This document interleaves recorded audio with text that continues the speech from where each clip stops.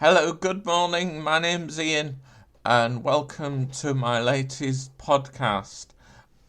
Today we're gonna talk about, or I'm gonna talk about. I went to Andorra a couple of weeks ago. I went skiing with DSUK in Andorra. I went down to Gatwick the night before. Just to refer to this, this is my podcast, which is in relation to my book, Living with Mitochondria Against All Odds. If you haven't got the book yet, please order a copy, and you can still get it off Amazon. It's Living with Mitochondria Against All Odds. And what I'm doing is I'm either taking activities out of the book or things that I've got coming up or have just done. As I say, I went skiing with DSUK to Andorra a couple of weeks ago. I went down to Gatwick on the Saturday. I had to change at Sheffield, and then when I got to Gatwick, they told me that the lift weren't working because I'm in a wheelchair, and then they put me in a taxi to Farringdon, and then I had to get the Thames Link from Farringdon to the airport, and then I stayed in the airport hotel, and then about 3 o'clock in the morning I met up with the group and we flew out to Andorra. The one thing that always sticks in my mind with Andorra is there's a 4 hour coach journey at the other end because we land in Toulouse. But having said that, we stop halfway, and I usually take iPods and iPads, so I have plenty of things to keep me occupied on the journey. So we stopped for a comfort break halfway, and then for some food, and then we got to the resort. You have 6 half days skiing. The instructor I used was the same instructor that helped me last year wheelchair skiing. How the wheelchair skiing works, I use riggers, these sticks called riggers. They look like crutches at the top, but they're skis at the bottom. It all went, and you get 6 half days skiing, and it all went okay until like maybe the last couple of days. I had a couple of falls, but I think that was just because I was tired. In the hotel, they have a bowling alley. They also have a spa, which I think there's a few steps in. But of course, Ian being Ian, I forgot my swimming trunks, so I couldn't use the spa. But my bedroom, it had a jacuzzi bath in, so I use that most afternoons to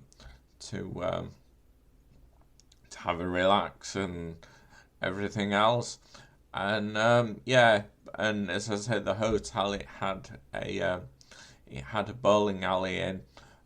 So we went bowling one night, and it was quite funny.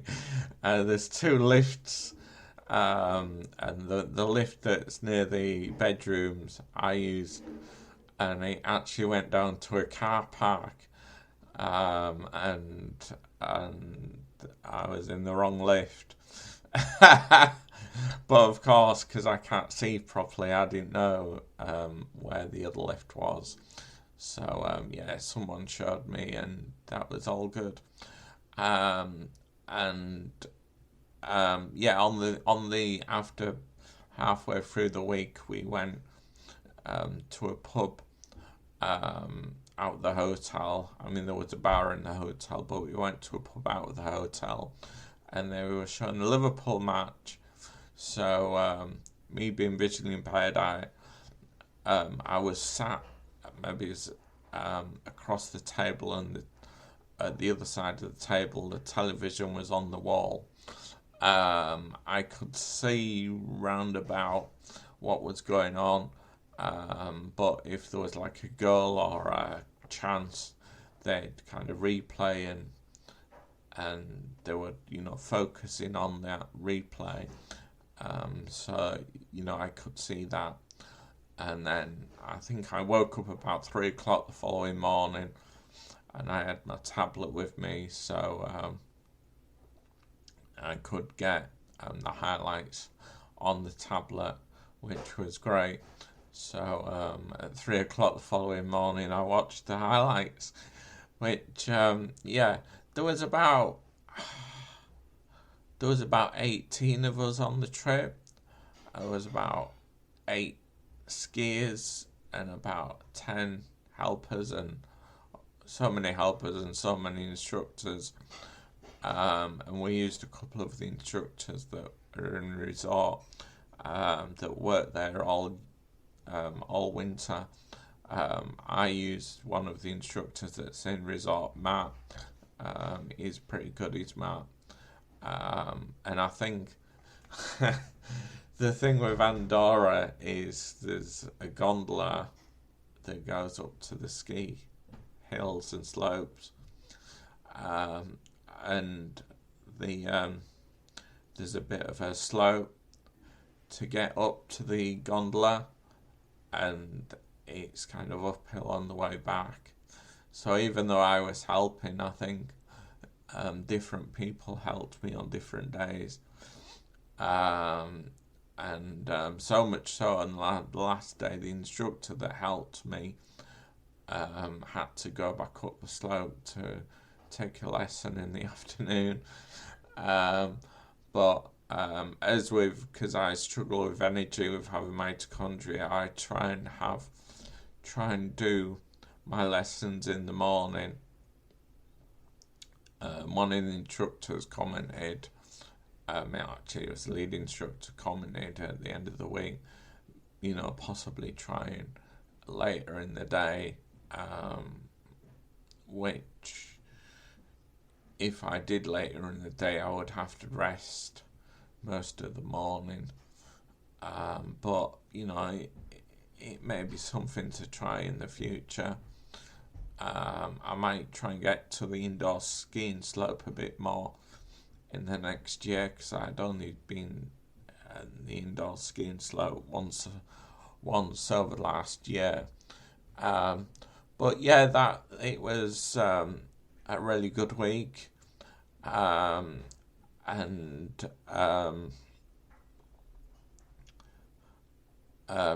this is, as I say, this is the podcast in relation to my book, Living with Mitochondria Against All Odds. I am going to do another podcast this morning, so please look out for that. I'm not going to tell you what it's about at the minute, because it's something that happened when I got back, and it's been quite interesting over the last week or so.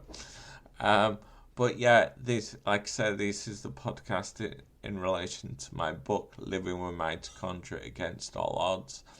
It is available on Amazon, so please check it out.